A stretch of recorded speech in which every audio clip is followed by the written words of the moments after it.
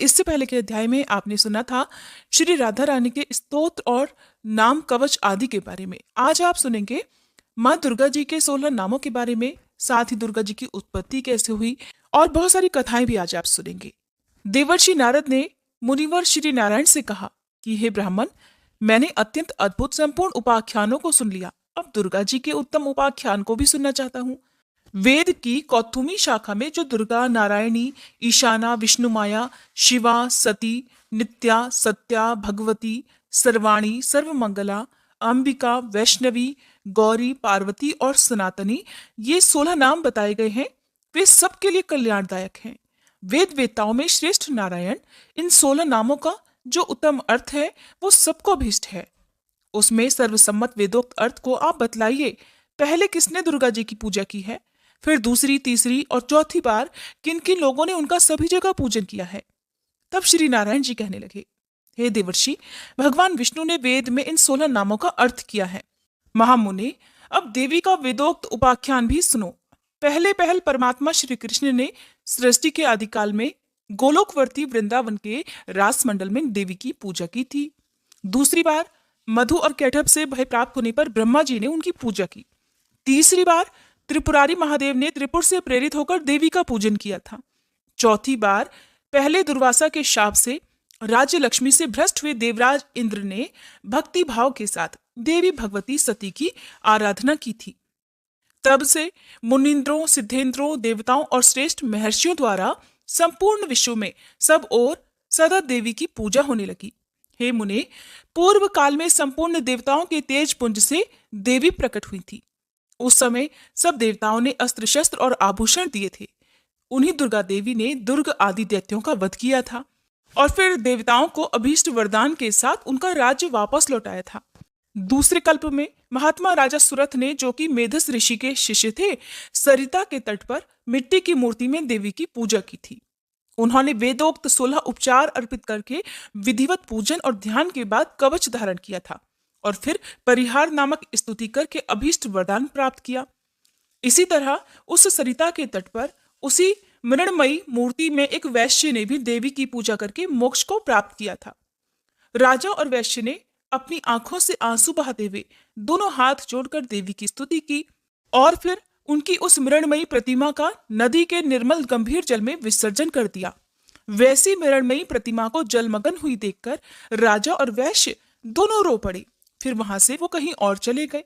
वैश्य ने देह त्याग करके जन्मांतर में पुष्कर तीर्थ में दुष्कर तपस्या की और दुर्गा देवी के वरदान से वे गोलोक धाम में चले गए।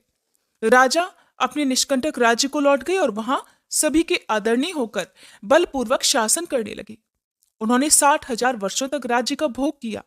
फिर अपनी पत्नी और राज्य का भार अपने पुत्र को सौंपकर वे काल योग से पुष्कर में तपस्या करके दूसरे जन्म में सावर्णी मनु हुए। हे वत्स, हे मुनिश्रेष्ठ, इस प्रकार मैंने आगमों के अनुसार दुर्गोपाख्यान का संक्षिप्त से वर्णन कर दिया। अब तुम और क्या सुनना चाहते हो? फिर देवर्षि नारद के पूछने पर भगवान नारायण ने तारा की कथा कही और चैत्र तनय राजा अधिरथ से राजा सुरथ की उत्पत्ति का प्रसंग भी सुनाया। देवर्षि नारद के प्रश्न का उत्तर देते हुए भगवान नारायण बोले कि ध्रुव के पौत्र और उत्कल के पुत्र बलवान नंदी स्वयंभू मनु के वंश में सत्यवादी और जितेंद्रीय राजा थे। उन्होंने 100 अक्षौहिणी सेना साथ लेकर महामती सुरथ के राज्य को चारों ओर से घेर लिया। नारद, दोनों पक्षों में पूरे 1 वर्ष तक लगातार युद्ध होता रहा। अंत में चिरंजीवी वैष्णव नरेश नंदी ने सुरथ पर विजय प्राप्त कर ली। नंदी ने उन्हें राज्य से बाहर कर दिया। इस तरह भयभीत राजा सुरथ रात में अकेले घोड़े पर सवार होकर घने वन में चले गए। वहां भद्रा नदी के तट पर उनकी एक वैश्य से भेंट हुई। मुने, उन दोनों ने परस्पर बंधु भाव की स्थापना की। वे दोनों मित्र हो गए, उनमें बड़ा प्रेम हो गया। राजा वैश्य के साथ मेधस के आश्रम पर गए। भारत में सत्पुरुषों के लिए जो दुष्कर पुण्य क्षेत्र है, उस पुष्कर में जाकर राजा ने उन महातेजस्वी मुनि का दर्शन किया। मेधस जी अपने शिष्यों को परम दुर्लभ ब्रह्म तत्व का उपदेश दे रहे थे। राजा और वैश्य ने भी मस्तक झुकाकर उन मुनि श्रेष्ठ को प्रणाम किया। मुनि ने उन दोनों अतिथियों का आदर किया और उन्हें आशीर्वाद दिया। फिर अलग अलग उन दोनों का कुशल मंगल, जाति और नाम पूछा। राजा सुरथ ने उन मुनीश्वर को बारी बारी से उनके प्रश्नों का उत्तर दिया। राजा सुरथ बोले, हे ब्राह्मण, मैं राजा सुरथ हूँ और मेरा जन्म चैत्र वंश में हुआ है। इस समय बलवान राजा नंदी ने मुझे अपने राज्य से निकाल दिया है। अब मैं कौन सा उपाय करूं, किस प्रकार पुनः अपने राज्य पर अपना अधिकार प्राप्त कर सकूं? हे मुनिवर, आप ये बताइए। हे महाभाग, हे मुने, मैं तो आपकी ही शरण में आया हूं। ये समाधि नामक वैश्य है और ये बड़ा धर्मात्मा है। फिर भी दैववश इसके स्त्री पुत्रों ने धन के लालच से इसको घर से बाहर निकाल दिया है। इसका अपराध तो बस इतना ही है कि यह स्त्री पुत्रों और बंधु बांधवों के मना करने पर भी प्रतिदिन ब्राह्मणों को प्रचुर धन और रत्न दान में दिया करता था। इसी से क्रोध में आकर उन लोगों ने इसे घर से निकाल दिया। फिर जब उन लोगों को दुख हुआ तो वो इसे ढूंढते हुए यहाँ आए हैं, परंतु ये पवित्र ज्ञानी और विरक्त वैश्य अब उनके आग्रह करने पर भी घर को नहीं लौटना चाहता। तब इसके पुत्र भी पितृ शोक से संतप्त होकर सभी कर्मों से विरक्त हो गए और सारा धन ब्राह्मणों को देकर घर छोड़कर वन को चले गए। श्री हरि का परम दुर्लभ दास से प्राप्त हो, यही इस वैश्य का अब अभीष्ट मनोरथ हो गया है। इस निष्काम वैश्य को यह अभीष्ट वस्तु कैसे प्राप्त होगी, हे मुनिवर, आप कृपया विस्तार पूर्वक बताने की कृपा करें। तब श्री मेधस ने कहा, राजन, निर्गुण परमात्मा श्री कृष्ण की आज्ञा से दुर्लंघित त्रिगुणमयी विष्णु माया सभी विश्व को अपनी माया से ढक देती है। वह कृपामयी देवी जिन धर्मात्मा पुरुषों पर कृपा करती है, उन्हें दया करके परम दुर्लभ श्री कृष्ण भक्ति प्रदान करती है। राजन, परंतु जिन मायावी पुरुषों पर विष्णु माया दया नहीं करती, उन दुर्गतिग्रस्त जीवों को माया द्वारा ही मोहजाल से बांध देती है। राजन, मैं प्रचेता का पुत्र और ब्रह्मा जी का पौत्र हूँ और भगवान शंकर से ज्ञान प्राप्त करके परमात्मा श्री कृष्ण का भजन करता हूँ। महाराज, नदी के तट पर जाओ और सनातनी दुर्गा का भजन करो। तुम्हारे मन में राज्य की कामना है, इसलिए वे देवी तुम्हें आवर्णी बुद्धि प्रदान करेंगी और इस निष्काम वैष्णव वैश्य को वे कृपामयी वैष्णवी देवी शुद्ध विवेचना बुद्धि देंगी। ऐसा कहकर कृपा निधान मुनिवर मेधस ने उन दोनों को दुर्गा जी की पूजन विधि, स्तोत्र, कवच और मंत्र का उपदेश दिया।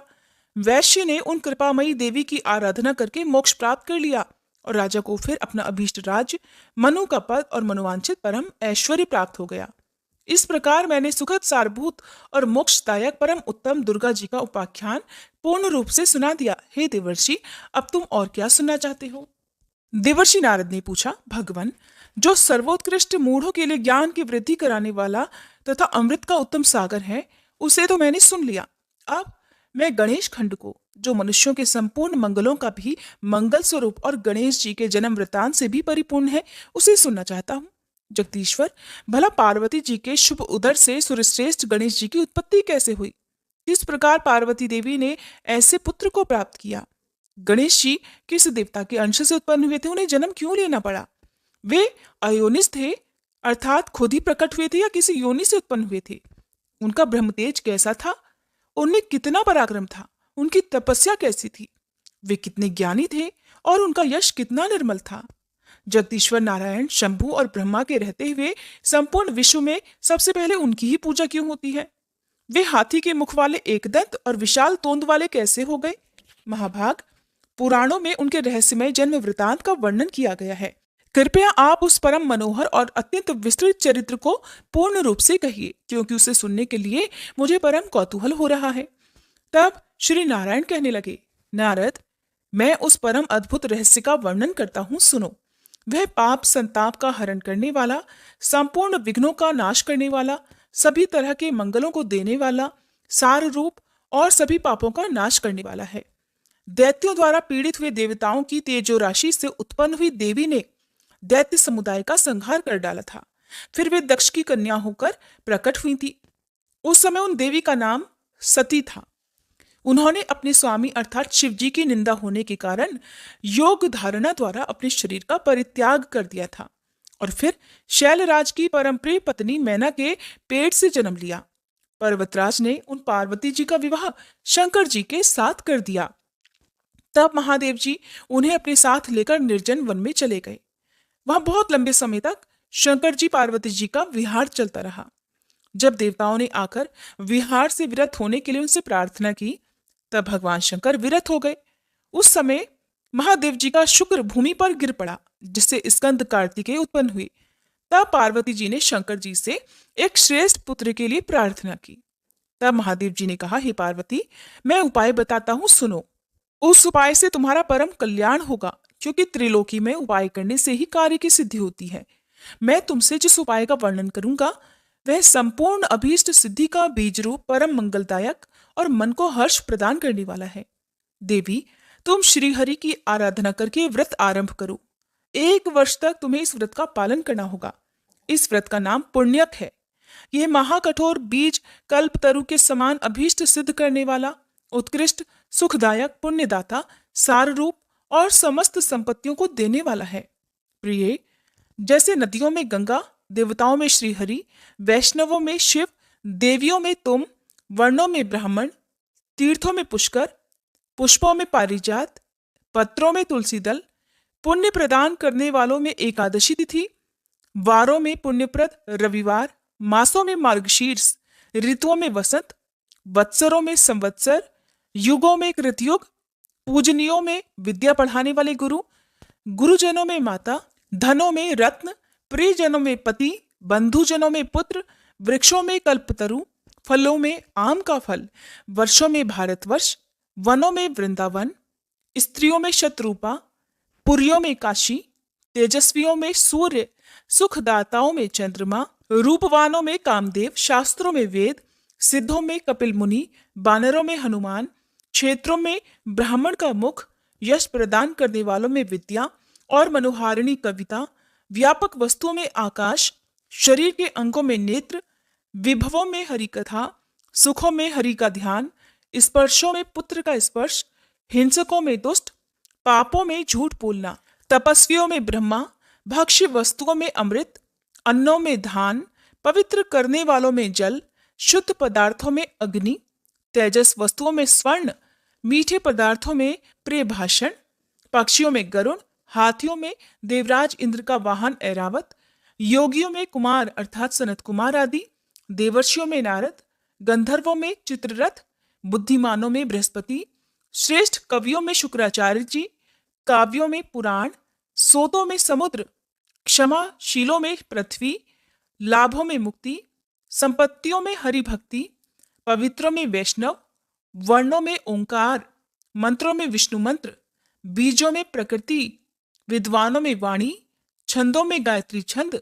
यक्षों में कुबेर, सर्पों में वासुकी नाग, पर्वतों में तुम्हारे पिता हिमवान, गौओं में सुरभि, वेदों में सामवेद, तृणों में कुश, सुख प्रदों में लक्ष्मी जी, शीघ्रगामियों में अर्थात सबसे तेज चलने वालों में मन, अक्षरों में आकार, हितैषियों में पिता, यंत्रों में शालिग्राम शिला, पशु अस्थियों में विष्णु पुंजर, चौपायों में सिंह, जीवधारियों में मनुष्य, इंद्रियों में मन, रोगों में मंदाग्नि, अदिति पुत्रों में इंद्र, दैत्यों में बलि, साधुओं में प्रहलाद, दानियों में दधीची, अस्त्रों में ब्रह्मास्त्र, चक्रों में सुदर्शन चक्र, मनुष्यों में राजा रामचंद्र और धनुर्धारियों में लक्ष्मण जी श्रेष्ठ हैं। और जैसे श्री कृष्ण सर्वाधार, समस्त जीवों द्वारा पूजनीय, सबके बीज स्वरूप, सब कुछ देने वाले और सभी वस्तुओं के सारूप हैं, उसी प्रकार यह पुण्यक व्रत संपूर्ण व्रतों में श्रेष्ठ है।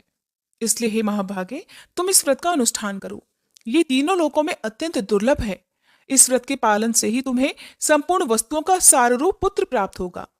इस व्रत के द्वारा संपूर्ण प्राणियों के मनोरथ सिद्ध करने वाले श्री कृष्ण की आराधना की जाती है, जिनके सेवन से, जिनके दर्शन से मनुष्य अपने करोड़ों पितरों के साथ मुक्त हो जाता है। जो मनुष्य विष्णु मंत्र ग्रहण करके श्री हरि की सेवा करता है, वह भारतवर्ष में अपने जन्म धारण को सफल कर देता है। वह अपने पूर्वजों का उद्धार करके निश्चय ही वैकुंठ लोक में जाता है और श्री कृष्ण का पार्षद होकर सुखपूर्वक आनंद का उपभोग करता है। वह भक्त अपने भाई, बंधु बांधव, भृत्य, संगी, साथी और अपनी पत्नी का उद्धार करके श्री हरि के परम पद को प्राप्त हो जाता है। इसलिए हे गिरिजे, तुम भी इस परम दुर्लभ विष्णु मंत्र को ग्रहण करो और उस व्रत काल में इसी मंत्र का जप करो, क्योंकि यह पितरों की मुक्ति का कारण है। ऐसा कहकर भगवान शंकर गिरिजा जी के साथ तुरंत ही गंगा तट पर गए और उन्होंने प्रसन्नता पूर्वक कवच और स्तोत्र सहित मनोहर विष्णु मंत्र पार्वती जी को सुनाया। फिर उन्होंने पार्वती जी से पूजा की विधि और नियमों का भी वर्णन किया। हरे कृष्णा।